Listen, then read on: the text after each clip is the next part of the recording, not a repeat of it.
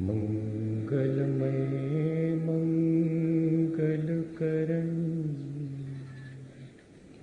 वीतराग विज्ञान नमो ताहि जाते भई अरहंताति महा। जो विद्यादि सागर सुधी जो विद्यादि सागर सुधी गुरु हैं हितैषी शुद्धात्म में निरत नित्य हितोषी। वे आप ग्रीष्म ऋतु में जल है सयाने पूजून के सतत केवल ज्ञान पाने पूजून के सतत केवल ज्ञान पाने। बोले भगवान महावीर स्वामी की, आचार्य कुंद कुंद स्वामी की, आचार्य गुरुवर विद्यासागर मुनि महाराज की।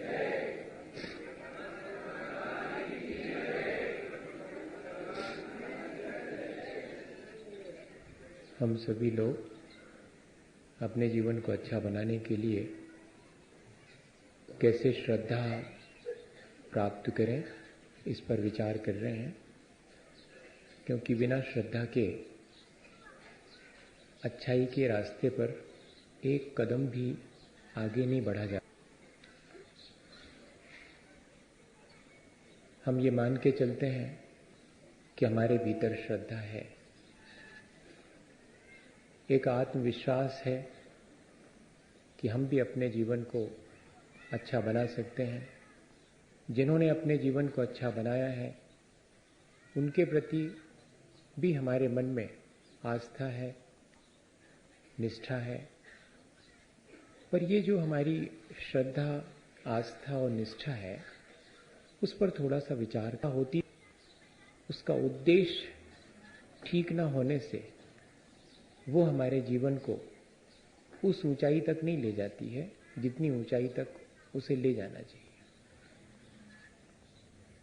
जैसे भगवान के प्रति हमारे मन में बहुत श्रद्धा, अब जो कुछ भी भला बुरा है दी है,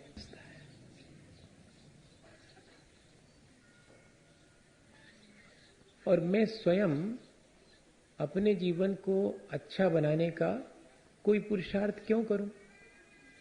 जब मेरी भगवान पर श्रद्धा है तो वे जो करेंगे वही मेरे लिए स्वीकार है।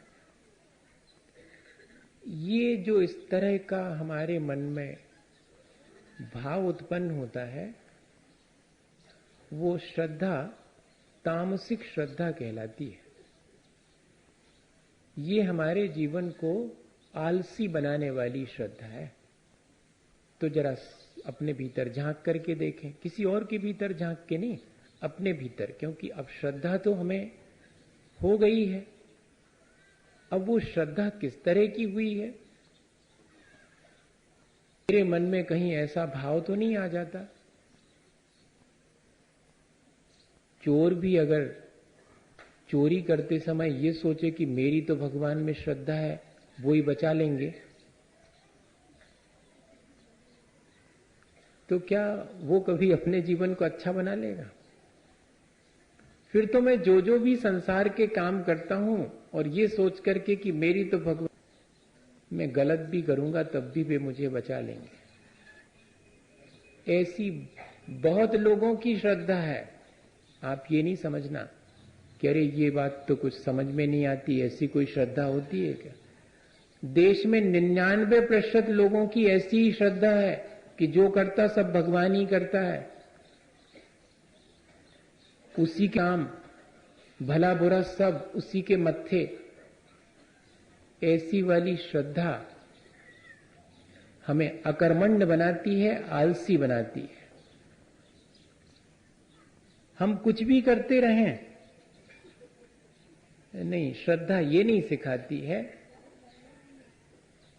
कि हम अपने जीवन को अच्छा ना बनाएं, अपने जीवन को हम बुराइयों में लगाए रखें और ये कहें कि हमारी तो भगवान पर श्रद्धा है, अब क्या करें, वो ही सब संभालेगा। को हमें स्वयं संभालना पड़ेगा। एक और श्रद्धा है, एक और श्रद्धा का अपना ढंग है। उसमें हमारे भीतर क्या भाव आता है? हम महत्वाकांक्षी होकर के बहुत बड़ी बड़ी आकांक्षाएं करते हैं और भगवान से जाकर प्रार्थना भी करते हैं कि अब हमारी तो वैसे कोई भावना नहीं है, अगर भगवान आपकी ऐसी प्रेरणा है तो फिर मैं ऐसा कर लेता हूं। हाँ, ऐसा भी है। क्या करें, वो ऐसी प्रेरणा ही हुई हमारे लिए। अब भगवान ही शायद ऐसा चाहता है। हम जो कुछ भी भला बुरा करें और फिर क्या सोच रहे हैं कि जो कुछ भी हुआ वो भगवान ने ऐसे ही चाहा था। हम क्या कर सकते उसमें? चींटी पर पैर हम रखें और फिर बाद में तर्क ये दें कि उसकी आयु आ गई होगी इसलिए मर गई वो। हम क्या कर सकते उसमें? ये कौन सी वाली श्रद्धा है? ये कहां ले जाएगी हमें? विचार करना पड़ेगा। फिर तो हिंसा और अहिंसा का कोई विवेक ही नहीं रहा हमारी इस श्रद्धा में। ये राजसिक श्रद्धा कहलाती है, जिसमें हम अपनी मनमानी करते हैं और नाम भगवान का लेते हैं। ऐसे वाले भाव से बचना भैया। तीसरे प्रकार की वास्तविक श्रद्धा है, जिसे सात्विक श्रद्धा कहते हैं, जिसमें हम कर्ता, भोक्ता और स्वामी पने के भाव से मुक्त होकर के अपना जीवन जीते हैं और भगवान के चरणों में सिर्फ अपनी विनय व्यक्त करते हैं। ना उनसे हमारे लिए कोई आकांक्षा है, ना हम उन पर अपने काम डालते हैं कि उनकी कृपा से हो जाएंगे। नहीं, मेरे अपने कर्मों के माध्यम से मुझे सुख दुख मिलेगा। मेरी श्रद्धा तो मुझे सिर्फ ये सिखाती है कि मुझे सुख दुख में दोनों में समता भाव रखना है। जिस विधि राखे राम ता विधि रहिए। यह जो वाक्य है वो इस श्रद्धा के लिए है कि जैसे भगवान जैसे रखे वैसे रहिए। ऐसा सीधा अर्थ नहीं है। उसका अर्थ तो ये है कि जिस पर मेरी श्रद्धा है वो जैसा रहता है समता भाव पूर्वक, वैसा ही मैं भी रहूंगा। यह श्रद्धा वास्तविक श्रद्धा है, जिसमें हम अहोभाव से भर करके भगवान के प्रति अपनी विनय व्यक्त करते हैं और उनसे हम उनकी वीतरागता से निरंतर संदेश लेते रहते हैं। तब वास्तव में ऐसी श्रद्धा ही सच्ची श्रद्धा मानी जाएगी। रोज रोज हम अपनी उस श्रद्धा को कसौटी पर कस के देखते रहें, वरना जनरली हम सबके मुंह से यही निकलता है, जो भी हो जाता है अब भगवान ने ऐसे ही चाहो हुई है, ऐसे ही देखो हुई है भगवान ने। अब उन्होंने हमारे बारे में कुछ चाहा हो, ऐसा तो भाई अपन से कहा नहीं उनने कि हमने तुम्हारे बारे में ये सोचा था। और उन्होंने हमारे बारे में जो जाना है वो भी हमसे नहीं कहा कि हमने तो तुम्हारे बारे में ये जाना, तुम्हारा ये होने वाला है। हमसे तो सिर्फ उनने ये कहा है कि तुम्हारा कर्तव्य ये है, तुम्हें ये करना चाहिए। तुम्हारे जीवन में क्या घटित होगा ये मैं जानता हूं, लेकिन वह तुमसे नहीं कहूंगा। तुम्हें तो सिर्फ उपदेश मोक्ष मार्ग का देऊंगा। तो भगवान के जाने अनुसार हमारा जीवन चलता है या भगवान के उपदेश के अनुसार हमारा जीवन हमें चलाना चाहिए? विचार करने की चीज है। हमारी श्रद्धा यहां जाकर के जरा सी गड़बड़ा जाती है। भगवान के देखे जाने अनुसार हमारे जीवन को नहीं बिताते हम, क्योंकि वस्तु का परिणमन किसी का मोहताज नहीं होता। वो क्योंकि वीतराग भगवान ने जैसा जैसा मेरे बारे में जाना है वैसा मेरा परिणमन होगा, ऐसा नहीं है जैसा मेरा परिणमन होगा वैसा वो जानते हैं। श्रद्धा ऐसी ना हो जावे हमारी, ये सावधानी रखनी पड़ेगी। कुछ लोग हैं जो ये मानते हैं कि पत्ता पत्ता नहीं हिलता भगवान के बिना, और हम भी ज्यादा उससे समझदार नहीं कहलाएंगे अगर हम ये मान के चलते हैं कि जो उनने जाना है वैसा ही होगा, जैसा मेरा होना होगा वैसा वे जानते हैं, उनके जाने अनुसार मेरा नहीं होगा। इतना ही सा बारीक सा फर्क है, लेकिन इस फर्क को थोड़ा सा समझना पड़ेगा। अब बहुत दिन हो गए, अब धीरे धीरे अपन को बारीक सी चीज भी समझ में आनी चाहिए कि हमारी श्रद्धा को हम स्वयं कसौटी पर कस करके देखें, वो पूर्णता को प्राप्त हुई है या नहीं हुई है। ऐसा तो नहीं कि श्रद्धा के बाद भी हमारे मन में और भ्रम बना रहे। बहुत सी ऐसी चीजें हैं जो हमारे भीतर, बहुत सी ऐसी मान्यताएं हैं जो हमारे जीवन को कहां से कहां ले जाती हैं। सुपरस्टिशंस, रिचुअल्स, इन सब से बचना चाहिए, वरना फिर कई परंपराएं ऐसी बन जाती हैं जो पुरानी परंपरा को तोड़ने की परंपराएं होती हैं। वो भी रिचुअल्स ही हैं, वो भी ट्रेडिशंस ही हैं। इसलिए जरा सावधानी रखना। कहीं परंपराओं को तोड़ने की एक नई परंपरा तो नहीं बना रहा हूं, नहीं तो मैं भी उसी तरह की श्रद्धा वाला हूं, राजसिक या तामसिक श्रद्धा वाला। पूरे 8 अंगों से युक्त होनी चाहिए श्रद्धा, यह हमने जान लिया। लेकिन वह श्रद्धा 3 मूर्ताओं से भी रहित होनी चाहिए, यह भी विचार करने की चीज है।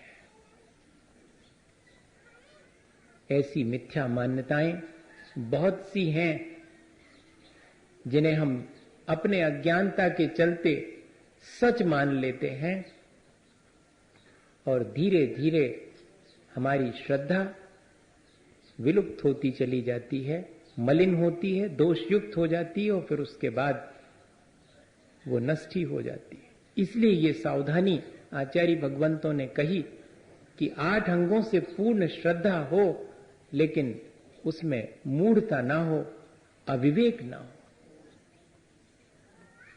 जैसे शरीर में 8 अंग होना जरूरी है, एक भी अंग कम हो तो जीवन बहुत दुरूह हो जाता है, ऐसे ही श्रद्धा के साथ 8 अंग होना चाहिए।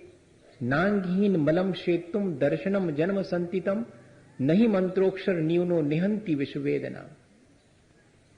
जैसे कि विष की वेदना को दूर करने वाले मंत्र में एक अक्षर भी कम हो तो वह मंत्र अपना कार्य नहीं करता है, ऐसे ही अगर सम्यक दर्शन के साथ ये 8 अंग में से एक भी कम हो तब भी वो हमारे जीवन को ऊंचाई पर ले जाने में सहयोगी नहीं बन पाता है। यह बिल्कुल हमने समझ लिया पिछले दिनों कि हमारे भीतर संदेह मिटना चाहिए, आकांक्षाएं घटनी चाहिए, हमारे मन में साधर्मी के प्रति घृणा और गिलानी की बात नहीं आनी चाहिए।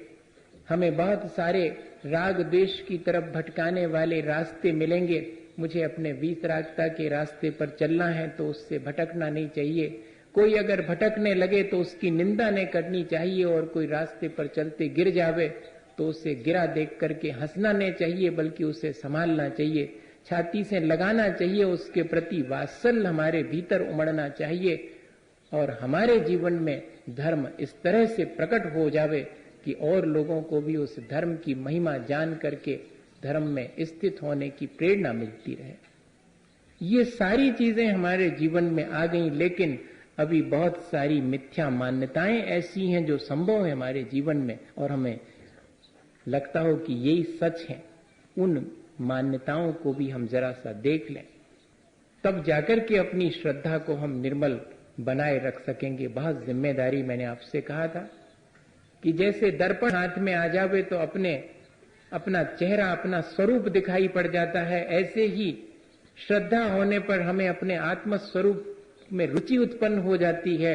लेकिन दर्पण अगर जरा सी ठोकर लगे हो, नीचे गिर जाए तो टूट भी जाता है, और अगर हम उस दर्पण को पहुंचे नहीं तो उस पर धूल जमने से वो मलिन भी हो जाता। इसलिए श्रद्धा तो ऐसे ही दर्पण की तरह है, उसकी संभाल भी मुझे करनी होगी। उस पर जमने वाली धूल क्या है? वो मेरी मिथ्या मान्यताएं हैं जो उस पर धूल की तरह जम जाती हैं। और फिर एक दिन हमारे हाथ से वो श्रद्धा, क्योंकि फिर हमें अपना आत्मा स्वरूप दिखाई ही नहीं पड़ता, जिस दर्पण में दिख रहा था उस पर तो धूल जम गई, तो मिथ्या मान अनुभव हम नहीं कर पाते हैं। इसलिए बहुत सावधानी है कि इन मिथ्या मान्यताओं से बचें। रिचुअल्स क्या कहलाते हैं, सुपरस्टिशंस क्या कहलाते हैं, अंधविश्वास क्या चीज है? इतना ही है कि जब से कोई कार्य शुरू किया जाता है उसमें से वो उद्देश्य गायब हो जाता है, क्रिया ज्यों की त्यों बनी रहती है, तब वो कहलाती रिचुअल, वो कहलाती अंधविश्वास, और कोई बहुत बड़ी चीज नहीं है। तो सुबह से शाम तक अपने पूरे जीवन में हम झांक करके देखें कि ऐसी कितनी क्रियाएं करते हैं जिनका जो ओरिजिनल मकसद था उससे हम विमुख हो गए हैं, वो हमें प्राप्ति नहीं होता, वो क्रिया हम दोहराते चले जाते हैं। कहीं ऐसा तो नहीं है बस एक करना है इसलिए कर रहे हैं, उसके पीछे जो उद्देश्य है वो तो मालूम ही नहीं है, और उद्देश्य मालूम भी है तो उद्देश्य की पूर्ति नहीं हो रही है। दोनों चीजें हैं। बहुत से लोग हैं ऐसे मिलेंगे जिनको कि उद्देश्य मालूम है कि क्यों मंदिर जाना चाहिए, लेकिन मंदिर रोज जाने के बावजूद भी उस उद्देश्य की आज तक पूर्ति नहीं कर पाए। बहुत लोग हैं जिन्हें मालूम है कि सच्चे देवगुरु शास्त्र की श्रद्धा से हमारे जीवन में क्या परिवर्तन आना चाहिए, लेकिन आज तक वो परिवर्तन नहीं ला पाए। बहुत लोग हैं जिनको कि मालूम है कि व्रत नियम संयम धारण करने से परिणाम निर्मल होना चाहिए, लेकिन आज तक नहीं हो पाए। ये सावधानी रखना पड़ेगी। मंदिर जाने वाले और नहीं जाने वाले में फर्क ही मालूम नहीं पड़ता। पूजा करने वाले और नहीं करने वाले में फर्क ही मालूम नहीं पड़ता। सच्चे देवगुरु शास्त्र के प्रति श्रद्धा जिसकी है और जिसके मन में कोई श्रद्धा नहीं, उन दोनों के बीच कोई अगर विभाजन रेखा डालना चाहे तो दिखाई ही नहीं, प्रकट ही नहीं होती मन से। ये सावधानी बहुत आवश्यक है। जो जो हम जानते हैं, जिस उद्देश्य से हम जानते हैं, उस उद्देश्य की पूर्ति भी होनी चाहिए। आपका सागर स्नान मुख चाह सिक, देव का सच्चा स्वरूप नहीं मालूम होने पर जिस चाहे को देव मान लेना, ये देव मूर्ता कहलाती है। और गुरु का सच्चा स्वरूप मालूम नहीं होने पर जिस चाहे को गुरु स्वीकार कर लेना, मोक्ष मार्ग में ये गुरु मूर्ता कहलाती है। ये तीनों प्रकार का अविवेक, यानी क्या सही है क्या गलत है, क्या है क्या उपादेय है, किसमें मेला भला है किसमें बुरा है, यही विवेक हमारे भीतर नहीं है इन तीनों के बारे में, तब फिर यह जो हमारा अविवेक है वो हमारी वास्तविक श्रद्धा को दूषित करेगा और उसे खंडित भी कर सकता है। आपका सागर स्नान, नदी में नहाने से शरीर की मलिनता दूर होती है। समुद्र के किनारे स्नान करने से भी शरीर की मलिनता दूर होती है, लेकिन ये मानना कि नदी में स्नान और समुद्र में डुबकी लगाने से हमारे सारे पाप धुल जाते हैं, तो ये मान्यता ही है, इसमें सच्चाई कुछ भी नहीं है। शरीर धुल सकता है, लेकिन मेरे परिणाम सिर्फ नदी में स्नान करने से नहीं धुलते हैं, वो तो रत्नत्रय की त्रिवेणी में स्नान करने से धुल सकते हैं, और रत्नत्रय ही धर्म है। उस धर्म को मैं धारण करूंगा तब होगा। अकेले नदी में स्नान करने से तो मेरी देह भर पवित्र होगी। जब युधिष्ठिर महाराज और पांचों पांडव तीर्थ यात्रा के लिए जाने लगे और कृष्ण से कहा कि आप भी चलें,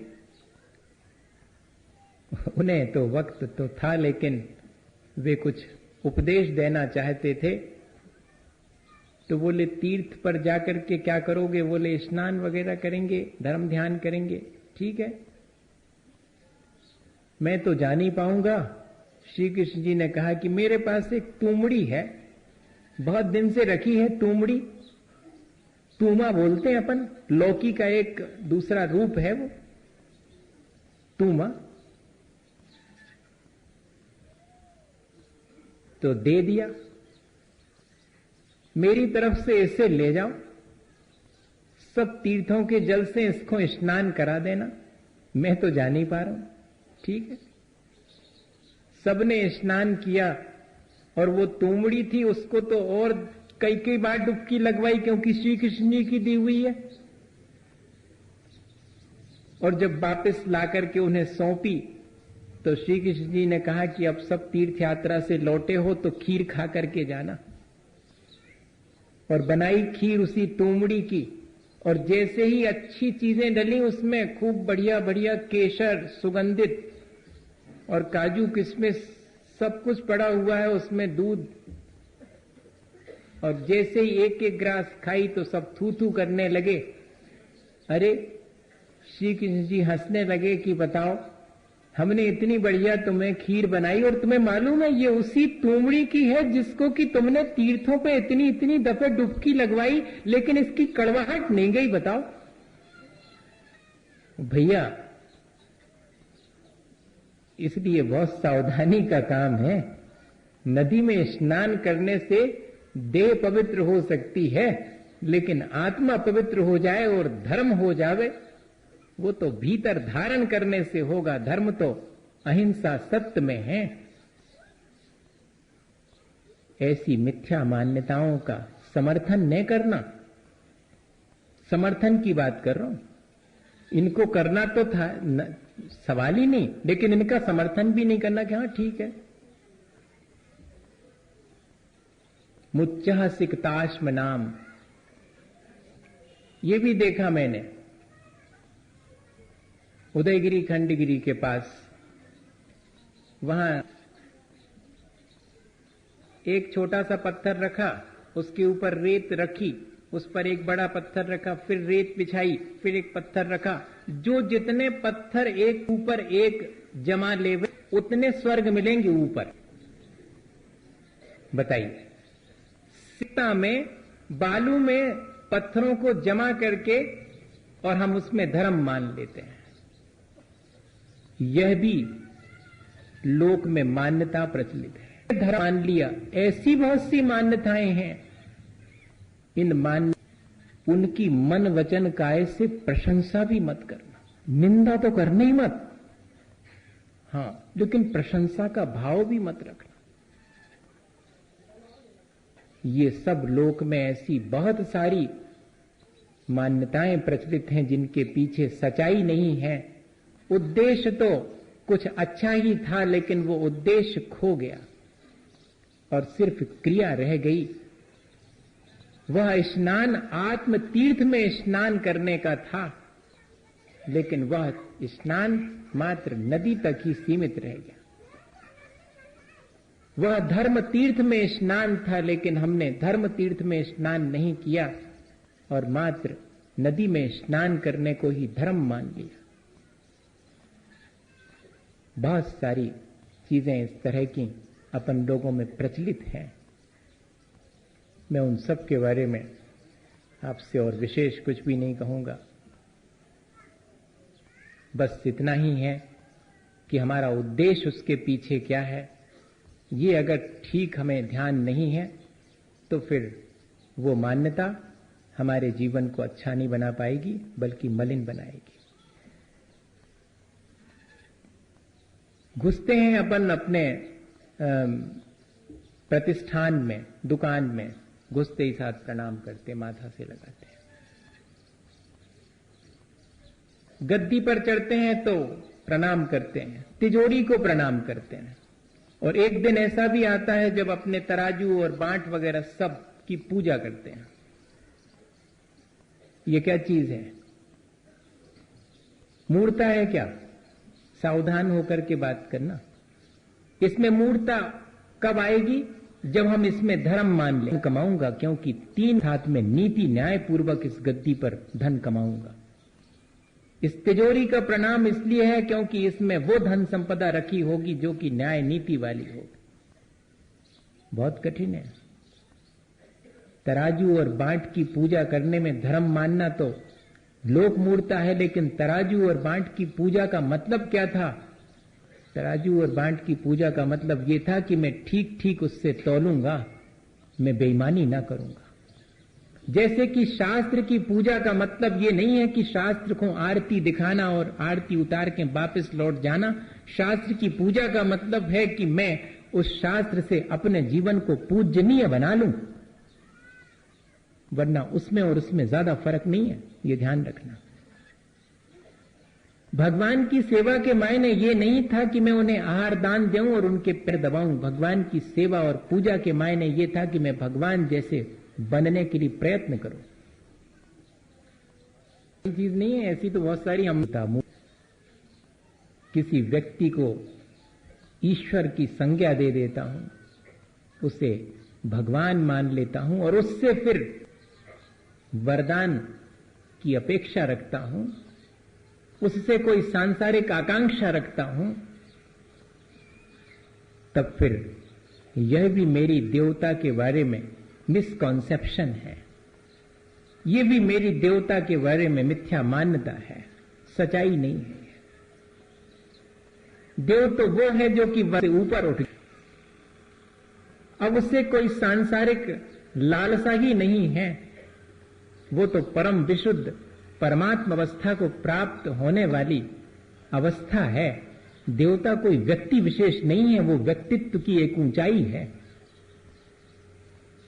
और जिन्होंने अपने उस व्यक्तित्व को अत्यंत निर्मल बना लिया है, उनके चरणों में बैठ करके भी और हम संसार की ही आकांक्षा करें, तो फिर ये क्या चीज कहलाएगी?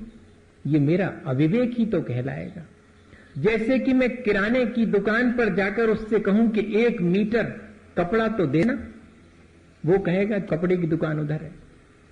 जैसे कि मढ़िया जी में आचार्य महाराज 84 में संघ सहित रुके हुए हैं और एक व्यक्ति आकर के उनके पास कहता कि महाराज थोड़ा निवेदन करना था।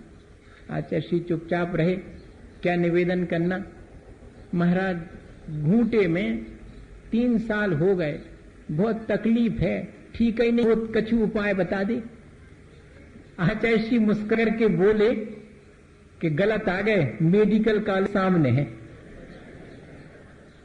ये जवाब था उनका, और वाकई में मेडिकल कॉलेज सामने, मढ़िया जी के बिल्कुल सामने। ये जो हमारे अंदर इस तरह की बहुत सारी मान्यताएं पड़ी हुई हैं, उन सब को हमें निकालना पड़ेगा। उनको हमें पहले खुद एनालिसिस करना पड़ेगा। दूसरा कोई करेगा तो थोड़ी तकलीफ होगी, खुद एनालिसिस करना पड़ेगा कि कर क्या रहा हूं। क्योंकि कोई और कहेगा तो लगेगा कि अरे वाह, ये आप हम ऐसा कर रहे हैं तो आपको उसमें गलत दिखाई पड़ रहा है। नहीं, अपन स्वयं ही देखें, गलत तो सही का स्वयं निर्णय करना पड़ेगा, किसी और से नहीं करवाना है। धर्म के वास्तविक स्वरूप, भगवान के वास्तविक स्वरूप को समझ करके भी और हम उनसे क्या आकांक्षा रखते हैं, ये हमें विचार करना पड़ेगा। जो मोक्ष मार्ग दे सकता है उससे तो मोक्ष मार्ग की ही इच्छा रखनी चाहिए। जो कर्मों की निर्जरा में कारण बन सकता है उससे तो कर्मों की निर्जरा की ही भावना भानी चाहिए। भावना भी भाए तो कैसी कि दुख। एक लाइन और कहते कि मुझ कारज के कारण से आप धोखे में न रहियो भगवान, आपको नहीं करने हमाओ कछु, करने हमें को पड़ अपनो सब, आप तो सिर्फ कारण बनोगे। मुझ कारज के कार्य मेरे भीतर होगा, मेरे उपादान में होगा, आप तो सिर्फ निमित्त मात्र हो, आप कर्ता नहीं हो। वरना देव के स्वरूप में अगर कर्तापने का भाव हम लगा देते हैं तब फिर वो अविवेक ही कहलाएगा, इसमें सावधानी रखना। और सग्रंथारंभ हिंसा नाम संसारावर्तवर्ती नाम पाखंडी नाम पुरस्कारो गेयम पाखंडी मोहनम। पाखंडी का शब्द ढोंगी नहीं है यहां पर अर्थ, ये ध्यान रखना। पापम खंडयति इति पाखंडी, साधु का विशेषण है ये। आज तो कोई से पाखंडी कह दो तो बड़ी मान जाए। हाँ, ये बहुत अच्छा शब्द था पहले, अब शब्द खराब हो गया, अब उसका प्रचलन में बदल गया। पापम खंडयति इति पाखंडी, जो निरंतर अपने पापों को नष्ट करने में लगा है, ऐसे साधु को पाखंडी कहा जाता। वो कहते सग्रंथारंभ हिंसा नाम संसारावर्तवर्ती नाम, स्वयं आरंभ और परिग्रह में लगा हो, 5 पापों का जिसने त्याग न किया हो, उसे हम अपने मोक्ष मार्ग का गुरु मान लेवें तो यह भी हमारा अविवेक ही कहलाएगा। इसमें भी सावधानी रखना। देख लेना कि जिन चरणों में मैं अपना माथा झुका रहा हूं वे चरण संसार की तरफ जाते हैं या कि मोक्ष मार्ग की तरफ जाते हैं। वे संसार के प्रपंच को बढ़ाने के लिए तो नहीं कुछ कर रहे हैं या संसार घटाने के लिए कर रहे हैं, ये देख लेना पड़ेगा। टके शेर भाजी टके शेर खाजा नहीं चलेगा। रागी और वीतरागी को एक ही पर नहीं तौल सकते, सबको समान रूप से। परिग्रही और निष्प्रय परिग्रही में बहुत फर्क है। एक के अंदर अभी संसार के राग द्वेष पड़े हुए हैं, ममत्व पड़ा हुआ है, आकांक्षाएं पड़ी, पांचों इंद्रियों के विषयों का जिसने त्याग नहीं किया है, जिसने अभी 5 पापों का त्याग नहीं किया है, उसे मोक्ष मार्ग का गुरु कैसे मान लें?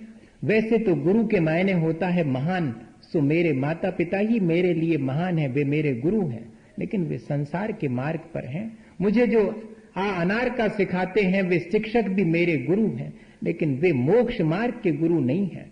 मोक्ष मार्ग का गुरु तो वो है जो निष्परिग्रही है, जिसने समस्त पापों को छोड़ दिया, जिसने अपने 5 इंद्रियों और मन पर विजय प्राप्त कर ली है, वो है। और ऐसे ही गुरु को मैं वास्तव में गुरु मानूंगा। हमसे तो ठीक हैं, ये भाषा छोड़नी पड़ेगी, ये गुण उनके भीतर देखना पड़ेंगे, ये गुणवत्ता उनके भीतर दिखाई पड़ेगी, तब फिर मैं उनको फॉलो करूंगा। फॉलो करने की बात कह रहा हूं, प्रणाम करने की नहीं कह रहा हूं। प्रणाम तो जिन मुद्रा देख करके फौरन प्रणाम कर लूंगा, लेकिन उनका अनुसरण नहीं करूंगा मैं, जब तक कि मैं उनके भीतर ये गुणवत्ता नहीं देख लूंगा, तब तक ये सावधानी रखनी पड़ेगी, नहीं तो ये अविवेक हो जाएगा। फिर मैं वो जो करते हैं उस सबका समर्थक कहलाऊंगा। वे अगर गलत भी करते हैं और मैं आंख मीच करके उनको फॉलो करता हूं तो उससे उनके गलत का समर्थन होगा। इसलिए मुझे ये भी सावधानी रखनी है कि मेरा मोक्ष मार्ग दूषित ना हो। तो गुरु के बारे में भी सावधानी की आवश्यकता है। निर्ग्रंथ मुद्रा देख करके प्रणाम तो करूंगा, लेकिन जब मैं उनसे अपने मोक्ष मार्ग के लिए कोई संदेश लेऊंगा तो फिर सावधानी रख करके देख करके पूरे विवेक पूर्वक कि इन्होंने 5 पापों का त्याग कर दिया है या नहीं, अभी इनको संसार की आकांक्षा तो नहीं है, अभी इनकी आत्मा में रुचि है या नहीं है, इनको वस्तु स्वरूप का ज्ञान है कि नहीं। साधु बनने के लिए हो गए, इस कसौटी पर कसकर के देख लेंगे, तब जाकर के, वरना हमारी श्रद्धा दूषित हुए बिना नहीं रहेगी। आप करो, आपको जो करना, लेकिन अपन तो श्रद्धा की निर्मलता की बात कर रहे हैं। श्रद्धा में से ये अविवेक हट जाना चाहिए। भावना विवेक शून्य हो तो श्रेष्ठ नहीं मानी जाती, श्रद्धा विवेक शून्य हो तो श्रेष्ठ नहीं मानी जाती। हमारी तो श्रद्धा है महाराज, आपके प्रति बहुत श्रद्धा, हमारी तो बहुत भावना है, अच्छी है आपकी भावना तो, लेकिन विवेक पूर्ण होना चाहिए आपकी भावना, नहीं तो आपका कोई लाभ नहीं करेगी वो। इसलिए ये बहुत आवश्यक है कि हम अपना विवेक जागृत करके जो लोक में प्रचलित मान्यताएं हैं उनको ठीक ढंग से समझें, जो देव का स्वरूप है उसे ठीक देख करके ही, और जो गुरु का स्वरूप है उसे ठीक समझ करके ही, और फिर उनके बारे में अपना जो भी मोक्ष मार्ग है उसको आगे बढ़ाने में उनकी मदद लें, उन्हें निमित्त बनाएं, क्योंकि ये देवगुरु शास्त्र सब हमारे निमित्त हैं हमारे जीवन को ऊंचा उठाने में। इनके बारे में अगर हम अविवेक रखेंगे तो फिर ये हमारे लिए सहायक नहीं होंगे संसार से पार लगाने में। बहुत सावधानी की आवश्यकता ही है। मैं हर दिन यही कहता हूं कि कोई विरला ही होगा जिसको इस तरह के अविवेक से बच करके और मोक्ष मार्ग उपलब्ध हो जावे। अपन भी विरले लोगों में से हों, ऐसी भावना भाएं कि हमें भी ये ऐसा ही विवेक, ऐसी ही दृष्टि प्राप्त हो जिसमें हम इन मिथ्या मान्यताओं से, अंधविश्वासों से, पता नहीं संसार में कितने तरह के अंधविश्वास हैं, पता नहीं किस तरह की चीजें प्रचलित हैं गुरु के बारे में, और कितने तरह से देवता के बारे में प्रचलित हैं। ये माथा हर जगह नहीं झुकना चाहिए। ये इसके लिए नहीं मिला हुआ है। दो जगह हमें कॉम्प्रोमाइज नहीं सीखना चाहिए, एक इसमें और एक इसमें, दोनों चीजों। मेरा सगा भाई भी होगा और अगर उसका भोजन ठीक नहीं होगा तो मैं उसको फॉलो नहीं करूंगा, और मुझे विरासत में भी कोई अगर चीज मिली होगी और अगर उसमें कहीं कोई कमी होगी तो मैं उससे सहसा स्वीकार नहीं करूंगा। क्लैरिटी ऑफ कॉन्सेप्ट है ये, भीतर बहुत स्पष्ट हमें देवगुरु शास्त्र का स्वरूप होना चाहिए। उनको जब हम फॉलो करते हैं तब भी हमें बहुत सावधानी रखनी चाहिए कि मेरा विवेक बना रहे, ऐसा ना हो कि मैं इनके माध्यम से अपना संसार ही साध लूं। आज तक तो यही करता आया हूं मैं कि मुझे देवगुरु शास्त्र का सानिध्य भी मिला है, तब भी मैंने अपने अविवेक के चलते और उनसे अपना संसार ही साधा है। मैंने उन्हें अपने अहंकार के पुष्ट करने में निमित्त बनाया है। मैं मंदिर जाता हूं, मैं धर्मात्मा हूं, मैं गुरुजनों की सेवा करता हूं, मैं तो उनका बहुत मुनि भक्त हूं। ये जो हमने अपने जीवन में बहुत सारे लेवल अपने हाथ से लगा लिए हैं, उनमें जरा सावधानी रखना। आंख नीच करके और श्रद्धा ज्यादा दिन नहीं चलती है। खुली आंख वाली श्रद्धा ही हमारे जीवन को ऊंचा उठाती है। सब जानबूझ करके भी अगर हम अंध बनते हैं तो वह भी ठीक नहीं है। लिखा है इसीलिए कि जानबूझकर अंध बने हैं आंखन बांधी पार्टी। ये तो बच्चों जैसा काम हो जाएगा। इसलिए अब जबकि हम अपनी श्रद्धा को 8 गुणों से समन्वित कर चुके हैं, हमारा कर्तव्य है कि हम देखें कि उस श्रद्धा में कहीं कोई अविवेक तो हमारे जीवन में शेष नहीं रह गया है। रोज रोज देखना पड़ेगा अपनी क्रियाओं को।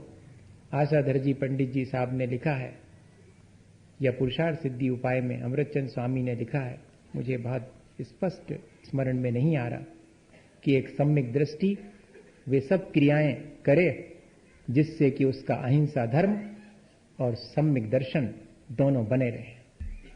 बाकी और दूसरी क्रियाएं जिनमें कि अहिंसा धर्म और हमारा सम्यक दर्शन मलिन होता हो तो उन क्रियाओं को ना करे। न उन क्रियाओं का कोई करे तो उसका समर्थन भी ना करे। कल मेरे से पूछ रहे थे कि महाराज हमारी तो परंपरा है हमारे इस नगर की कि हमारे यहाँ तो और आने वाले दशलक्षण पर्व में और रात 12 बजे तक झांकियां निकलेंगी। आपका इस बारे में क्या कहना है? तो मेरा बहुत स्पष्ट है कि मैं उसका समर्थन नहीं करूंगा, और अगर इससे भी ज्यादा मेरा वश चलेगा तो मैं उस स्थान को भी छोड़ सकता हूं जिस स्थान पर इसके समर्थन करने वाले लोग होंगे। इच्छा मेरा निर्णय। इसलिए इस बात की आप सावधानी रखना, क्योंकि ये सब चीजें हमारे मान्यता के अनुरूप नहीं है, और ऐसी मिथ्या मान्यता को हमें जितनी उसे छोड़ देना चाहिए। हमारे यहाँ तो रात्रि में भी भगवान की शोभा यात्रा नहीं निकलती। हम तो शाम होने से पहले अपने मंदिर के पूजा स्वाध्याय इत्यादि करके और बंद करके जिनालय और घर पहुंच जाते, अंधेरा घिरते ही। हम तो वे लोग हैं। इसलिए हमें ये परंपरा अगर आपने बना रखी है तो उसका समर्थन नहीं करेंगे। ये भी एक तरह की इस तरह की मान्यताएं जो बन जाती हैं, फिर उनसे हमारा ईगो, फिर अब अहंकार आड़े आता है कि ऐसे कैसे बंद कर दूं, कितनी मेहनत से तो मैंने शुरू करी है। इससे तो बचिएगा आप। जीवित झांकियां हमारी परंपरा में नहीं है, कहीं नहीं है। और जो हम मिट्टी की बनाते हैं रूपक, उनको भी मिटाने का फिर हम यहां पर कोई अधिकार नहीं है। क्या करेंगे आप? जो मिट्टी की मूर्ति बना देंगे उसे आप अगर खंडित करते हैं तो संगी पंचेंद्री के जितने मरण का पाप जितना लगता है उतना ही लगेगा। एक चित्रांग भी अगर हमने बनाया है और उसे हमने फाड़ दिया तो आचार्य श्री कहते कि संगी पंचेंद्री के बराबर हिंसा का पाप लगेगा। तब फिर हम इस तरह की अपने अहिंसा और सम्यक दर्शन को बचाने की कोई प्रक्रिया करेंगे, या कि जिसमें हमारा सम्यक दर्शन और हमारा अहिंसा धर्म दूषित होता हो उसको करेंगे? ये सावधानी इस अवसर पर मुझे ये ध्यान आ गया, इसलिए आपसे कह दिया।